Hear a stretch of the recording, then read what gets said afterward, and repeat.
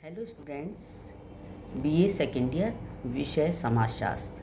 इस विषय के अंतर्गत आज मैं घरेलू हिंसा, इसका मैं प्रारंभ पिछले वीडियो में कर चुकी हूँ और आज मैं इसी चैप्टर के अंतर्गत हिंसाएं जो हैं वो किस तरीके की होती हैं जो कि घरेलू हिंसा के अंतर्गत आती हैं, इसके बारे में मैं आपको बताऊंगी।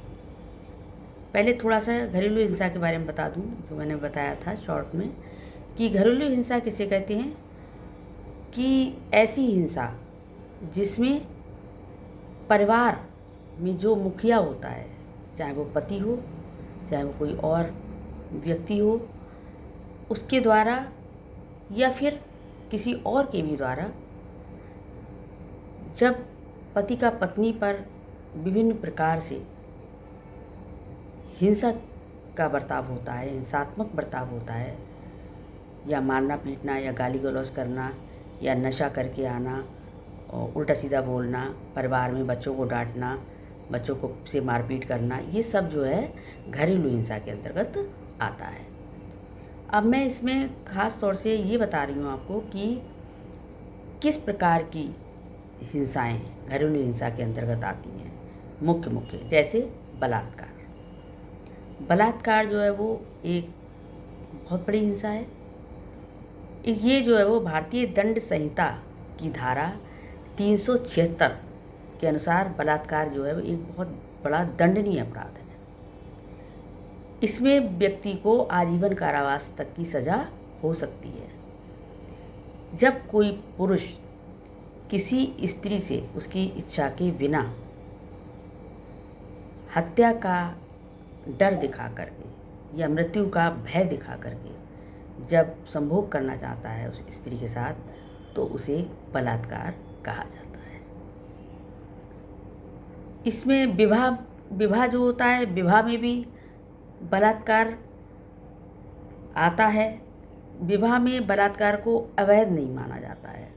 विवाह के अंतर्गत भी यदि पति पत्नी की बगैर मर्जी के उसके साथ संबंध बनाना चाहता है तो वो भी बलात्कार के ही अंतर्गत आता है। लेकिन विवाह में क्या होता है कि जो स्त्रियां हैं वो उसके विरोध में आवाज़ नहीं उठाती हैं, सहन करती रहती हैं। क्यों सहन करती रहती हैं? इसलिए कि सामाजिक भय की वजह से, बच्चों की वजह से, या अन्य भी बहुत से कारण घरेलू होते हैं, उनकी वजह से वो ये सारी चीज़ें सहन करती रहती हैं और अपना जीवन आगे बढ़ाती रहती हैं। क्योंकि उनके आगे बच्चे होते हैं तो बच्चों के भरण पोषण की समस्या होती है। पति जो होता है वही सारे घर का खर्चा चलाता है, इसलिए वो आवाज़ नहीं उठा पाती हैं डर की वजह से। तो सामाजिक कार्यकर्ता ने बलात्कार संबंधी अध्ययन करने पर ये निष्कर्ष निकाला है कि ये धारणा गलत है कि महिला विरोध करे तो उसके साथ बलात्कार नहीं हो सकता है। यदि महिला विरोध करे तो उसके साथ बलात्कार नहीं हो सकता, ये गलत है। और दूसरी चीज़, केवल सुंदर स्त्रियों के साथ ही बलात्कार होता है, ये भी गलत है। और ये भी विचार सही नहीं है कि अधिकांश बलात्कारी मानसिक रूप से परेशान होते हैं। और ये भी सही नहीं है कि अधिकांश बलात्कार स्वतः होते हैं और उनकी कोई पहले से योजना नहीं होती है, जबकि ये बलात्कार अधिकतर योजनाबद्ध तरीके से ही होते हैं। पश्चिमी देशों में नारी संगठन बलात्कार के बारे में वैधानिक एवं जन सोच को बदलने के लिए प्रयत्नशील रहे हैं। वो इस बात पर बल देते रहे हैं कि बलात्कार को यौन अपराध ना मान करके वरन इसे एक हिंसक अपराध माना जाए। और ये जो है वो कहते हैं कि ये जो है शारीरिक आक्रमण ही नहीं है, वरन व्यक्ति की निष्ठा और सम्मान पर भी आक्रमण है। और इस अभियान का ये असर हुआ कि आज कई पश्चिमी देशों में बलात्कार को वैधानिक रूप से एक विशेष प्रकार की आपराधिक हिंसा के रूप में स्वीकारा गया है विदेशों में। इसी तरीके से हत्या आता है। हत्या के मामले में क्या होता है, स्त्री और पुरुष दोनों के साथ ही घटित होती है। लेकिन हमारे भारत में 96.7% पुरुष एवं 3.39% जो है वो महिलाओं की हत्या होती है, ऐसा अध्ययन के अनुसार पता चला है। और डॉक्टर आहूजा ने एक अध्ययन किया जिसमें उन्होंने ये पाया कि हत्या करने वाले एवं हत्या के शिकार ये एक ही परिवार के अधिकतर व्यक्ति होते हैं। और इन्होंने बताया कि अधिकांश हत्यारे निम्न व्यवसाय एवं आयु समूह के होते हैं और 2/3 हत्याएं भावावेश में आकर के अनियोजित ढंग से होती हैं।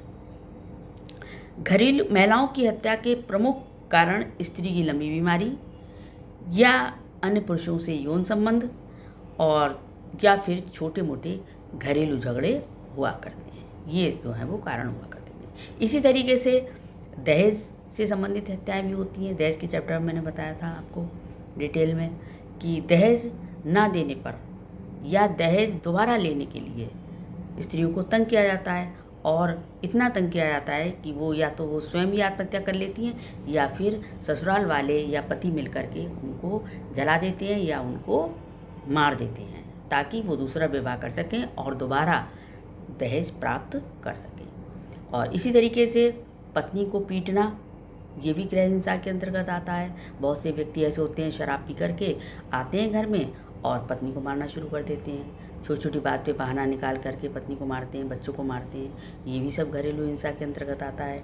और इसी तरीके से विधवाओं के प्रति भी हिंसा होती है। विधवाओं के प्रति प्राचीन काल में क्या होता था कि विधवाओं को जो था वो सती होने के लिए बैठा दिया जाता था पति के साथ में। उनको ये भी एक तरीके से हत्या हुई। और दूसरी चीज़, विधवाओं के लिए सफ़ेद वस्त्र या फिर किसी प्रकार का वो श्रृंगार नहीं कर सकती हैं, किसी से बात नहीं कर सकती हैं। ये सारी फाउंडेशन प्राचीन समय में लगा करती थी। लेकिन आधुनिक समय में इसमें बहुत ज़्यादा परिवर्तन आया है। इसमें क्या है कि आज के टाइम में जो शिक्षा का प्रसार हुआ है उससे जो है वो महिलाओं की स्थिति में बहुत ज़्यादा सुधार हुआ है। अब जो है वो विधवा महिला यदि कम आयु की है तो उसका पुनर्विवाह भी कर दिया जाता है या फिर उसे पढ़ा लिखा करके वो अपने पैरों पर खड़ी हो जाती है और विवाह के लिए वो राजी नहीं भी होती है, ऐसा भी होता है। तो इस तरीके से विधवा पुनर्विवाह अधिनियम भी बना हुआ है 1856। इसके अंतर्गत विधवा का पुनर्विवाह हो सकता है।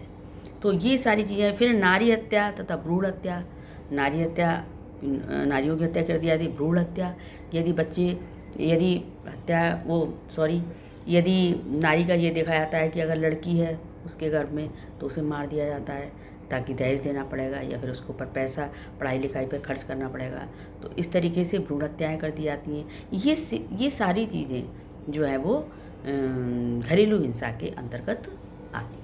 इसके बाद मैं नेक्स्ट वीडियो में इससे आगे आपको समझाऊंगी। Thank you.